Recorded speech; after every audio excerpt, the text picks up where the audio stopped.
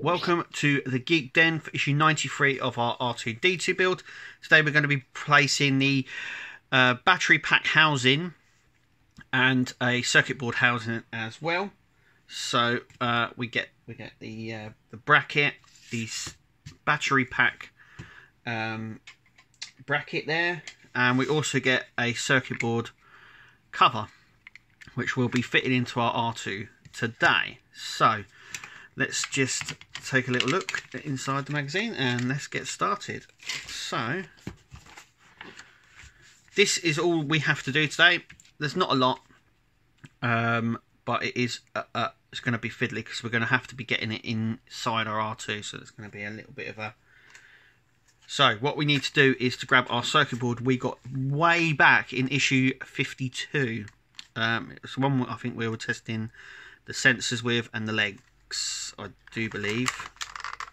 So we need to get that out first off. We need to take our housing just here. What we need to do is we now need to place this so it's just like so, and this over the top, and then what we need to do is flip it and screw in 4 of these screws like so, and they pop in really easy.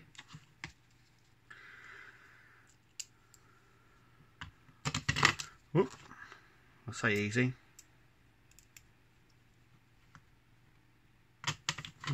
There we go,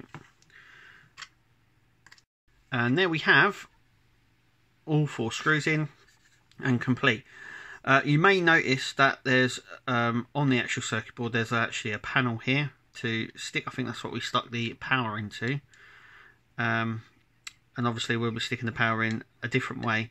That was just for the tester board, I believe. I'm not entirely sure, I can't remember now, it's been so long ago, but it's covered up and obviously not used. So now what we need to do is attach this to our bracket, which will sit just here.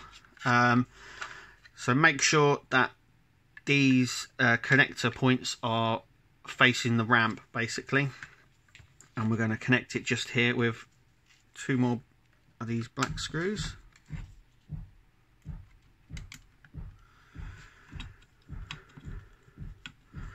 Like so.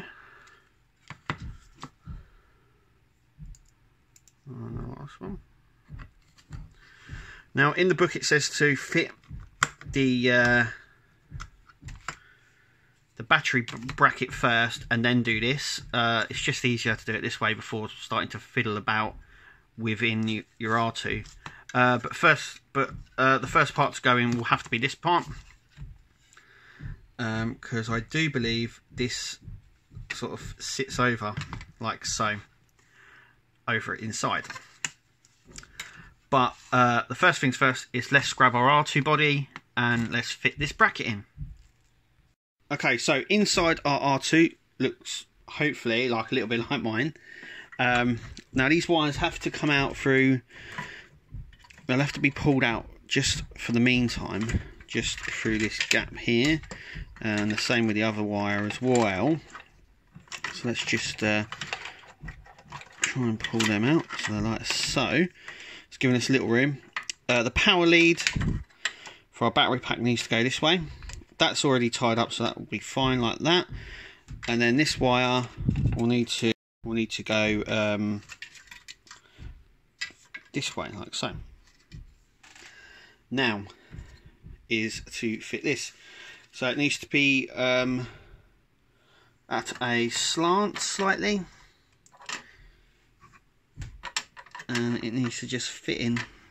It does fit in.